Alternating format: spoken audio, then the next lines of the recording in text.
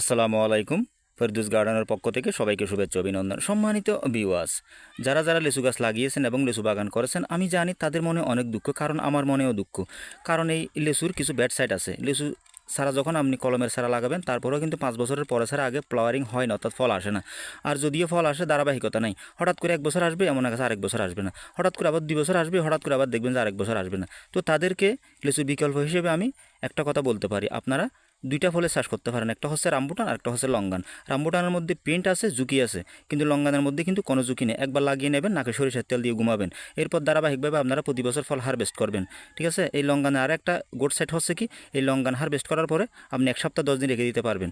আরেকটা good side হচ্ছে কি, এই লঙ্গানের ছাড়া লাগানোর অবশ্যই 3 বছরের মধ্যে গ্যারান্টি মারা ফল আসবেই আসবে। এটাই হচ্ছে লঙ্গানের বৈশিষ্ট্য।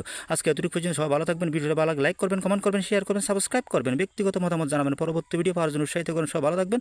আসসালামু আলাইকুম রহমতুল্লাহ বরকাত। খুদা হাফেজ।